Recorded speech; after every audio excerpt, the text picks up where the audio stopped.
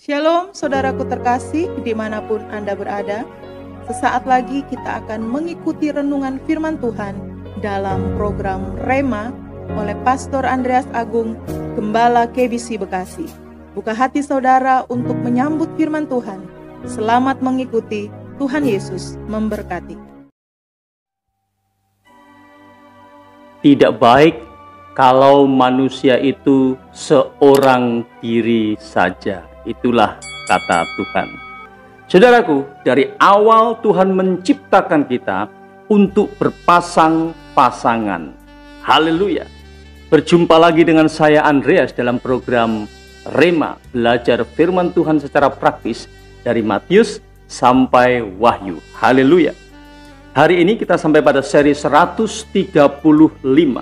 Kita akan belajar dari Matius 19 ayat 1 sampai dengan 12. Saya akan membacakan bagi kita semuanya ayat 9 dan 11. Matius 19 ayat 9 dan 11. Tetapi aku berkata kepadamu, barang siapa menceraikan istrinya, kecuali karena zina, lalu kawin dengan perempuan lain, ia berbuat zina. Ayat 11. Akan tetapi ia berkata kepada mereka, tidak semua orang dapat mengerti perkataan itu, hanya mereka yang dikaruniai saja. Alkitab berbicara tentang perceraian. Itulah tema Rema seri 135 hari ini. Saudaraku, manual book untuk hidup orang Kristen adalah Alkitab. Artinya hidup kita harus dibangun berdasarkan apa yang dikatakan oleh Alkitab. Keluar dari Alkitab mengakibatkan hal buruk bagi hidup kita. Saudaraku, apa kata Alkitab tentang perceraian?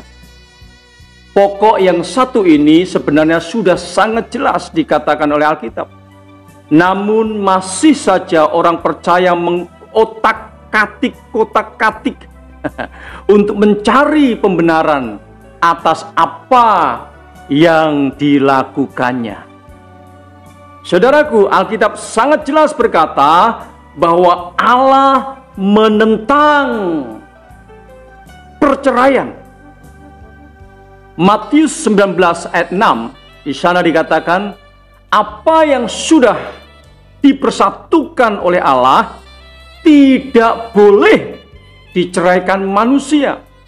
Kemudian ayat 8 dikatakan di sana, sejak semula Tuhan tidaklah mengizinkan perceraian. Lalu Maleakhi 2 ayat 16 di sana dikatakan, sebab aku ini adalah Allah, membenci perceraian. Dalam 1 Korintus 7 ayat 27 di sana dikatakan, janganlah engkau mengusahakan perceraian. Jadi saudaraku, Alkitab berkata tegas, tidak ada ruang bagi perceraian. Matius 19 ayat 9 berbunyi seperti ini, barang siapa menceraikan istrinya kecuali karena zina, harus dimaknai dengan tepat.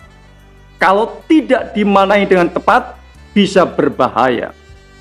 Saudaraku, kecuali karena zina tidak berbicara pengecualian untuk melakukan perceraian. Frasa kecuali karena zina artinya adalah kematian. Dalam budaya Yahudi, orang yang kedapatan berzina, dia akan ditangkap, diseret keluar kota, dan dirajam dengan batu sampai mati. Jadi sekali lagi, frase kecuali karena zina artinya kematian. Suami istri harus terus bersatu sampai maut memisahkan mereka. Kekristenan tidak memberi ruang untuk perceraian.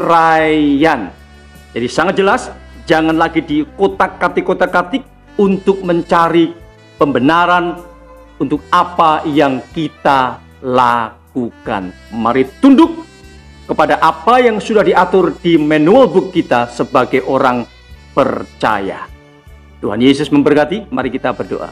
Tuhan Yesus, kami bersyukur sebab kami memiliki manual book di mana kami harus membangun hidup kami berdasarkan apa yang dikatakan oleh Alkitab, termasuk di dalamnya dalam rumah tangga.